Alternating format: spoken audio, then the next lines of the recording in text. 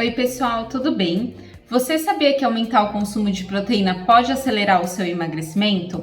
Eu sou a Cíntia, nutricionista, e hoje eu trouxe para você 6 dicas para te ajudar a aumentar o consumo de proteína no seu dia. A proteína é essencial para o processo de emagrecimento, então ela vai aumentar a saciedade, vai ajudar também no ganho de massa muscular, se você estiver fazendo atividade física junto, e ela acaba melhorando a composição corporal. Então uma coisa que eu sempre falo para as pacientes é que não adianta a gente só ver ali o peso da balança baixando. Esse peso tem que baixar de percentual de gordura e aumentar a massa muscular, que esse é o emagrecimento verdadeiro. Dessa forma, a gente evita de ficar com flacidez, evita de perder ali glúteo ou perna, que é uma coisa muito comum. Às vezes as pessoas falam assim, eu perdi barriga, mas também perdi perna e glúteo e não tô com o corpo que eu gostaria. Então, por isso que é importante o consumo da proteína. Então, a primeira dica é planejar a distribuição de proteínas ao longo do dia. Então, é muito comum a gente consumir mais proteína só no almoço e na janta, e o café da manhã e lanche da tarde ficar basicamente só com carboidrato. Então, para a construção de massa muscular, a gente tem que ter essa distribuição ao longo do dia. Então, um pouquinho no café da manhã, mais no almoço e na janta, e mais um pouquinho ali no lanche da tarde. Isso vai contribuir para a saciedade principalmente. E a segunda dica é de como incluir proteína ali no café da manhã e no lanche da tarde. Então, a primeira alternativa que eu sempre dou para as pacientes é utilizar o ovo, porque o ovo dá pra gente fazer coisas salgadas e coisas mais para doces, né? Então dá pra fazer, por exemplo, a crepioca de banana ou a crepioca salgada, dá pra fazer o bolo de aveia com banana também, que vai o ovo na massa, dá pra fazer a crepioca de cuscuz com aquela farinha de milho, dá pra fazer pão de micro-ondas com farinha de amêndoas, com farinha de cuscuz também. Então tem várias alternativas, além da gente utilizar só o ovo cozido ou o ovo mexido. Outra opção também é a gente incluir ou iogurte natural ou a coalhada, também acaba tendo uma boa quantidade de proteína. Para aumentar, a gente até pode colocar um pouquinho de whey no iogurte, por exemplo, e acrescentar fruta e outras coisas no meio. Outra opção também é incluir alguns queijos que são mais magros, né? Então eles não são tão amarelos. Quanto mais amarelo, mais sódio e mais gordura a gente tem ali no queijo.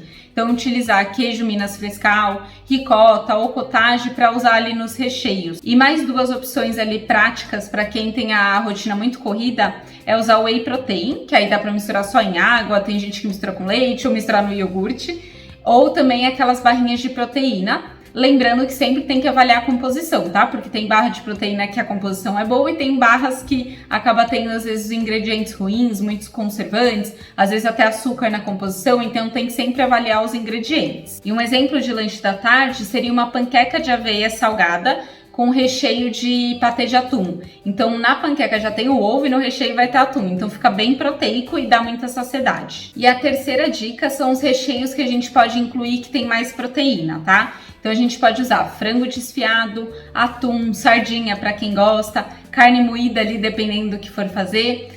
Dá para acrescentar esses recheios em panquecas, né? Panqueca de aveia, igual eu falei, crepioca, tapioca, tortilhas, nas tortas, nos muffins. Então é sempre interessante ter essas proteínas. Eu gosto até de ter, por exemplo, frango desfiado congelado ou carne moída também. Outras opções de patês ali que a gente pode usar de recheio com proteína patê de tofu. O tofu ele vem da soja, então é uma opção de proteína vegetal.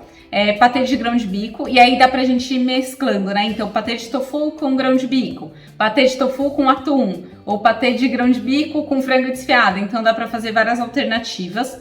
O ovo também dá pra gente colocar de ovo mexido, ou consumir até o ovo cozido mesmo, mas dá pra fazer maionese de ovo cozido, uma pastinha também com ovo cozido. E mais uma outra opção também é usar o patê de ricota, porque aí a gente pode colocar, por exemplo, patê de ricota com alho e salsinha, ou patê de ricota sem o alho e só com manjericão. Aí ele vai mudando o sabor, porque às vezes a gente acaba enjoando também dos recheios, né? E a quarta dica é a gente incluir proteína no almoço e na janta, que eu acredito que a maioria já faça, mas sempre tomar cuidado para não colocar pouca quantidade também, né? Porque às vezes a gente coloca quase nada de proteína, principalmente mulher, que tem mais dificuldade de consumir a quantidade de proteína, tá? Então, opções, por exemplo, para o almoço e para janta seria frango, que aí pode ser filé de frango, pode ser sobrecoxa ou coxa de frango e tirar aquela pele para evitar ali o excesso de gordura.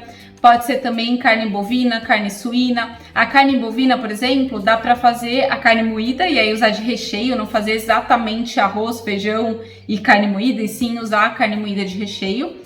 Dá para fazer também hambúrguer de patinho grelhado, que fica muito gostoso também, e é uma carne magra.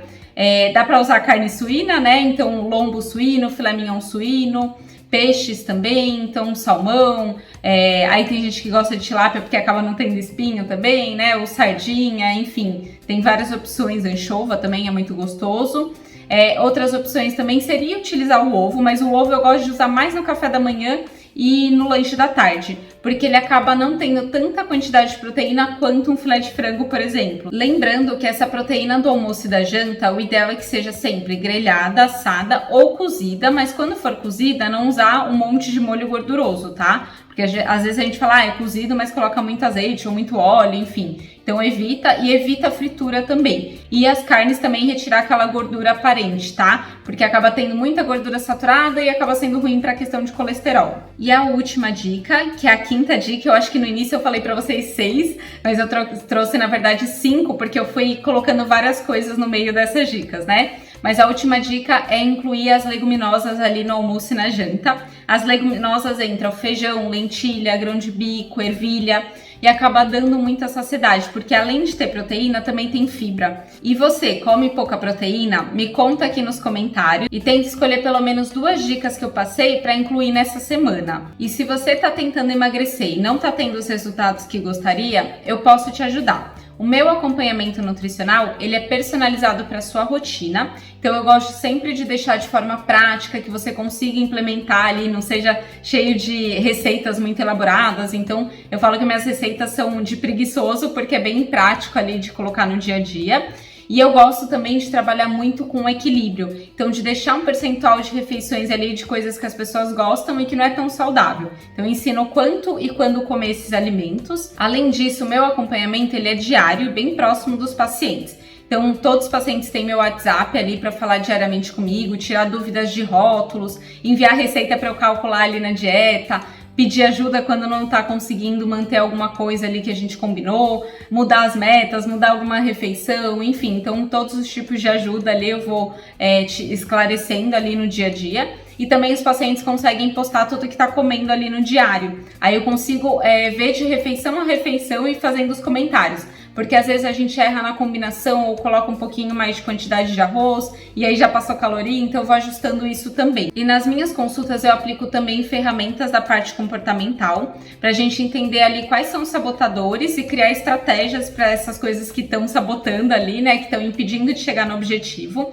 E também eu crio 4 metas ali por mês, né, com os pacientes, porque aí a gente vai vendo ali um passo a passo por vez, né, não focando só no objetivo final, e sim trabalhando um hábito por vez, pra gente ver que tá caminhando também, né? E se você quer saber quais são os tipos de acompanhamento que eu tenho, é só clicar ali no link da bio, que tem o meu WhatsApp, ou pra quem tá no YouTube, tem os meus contatos na descrição também, tá bom?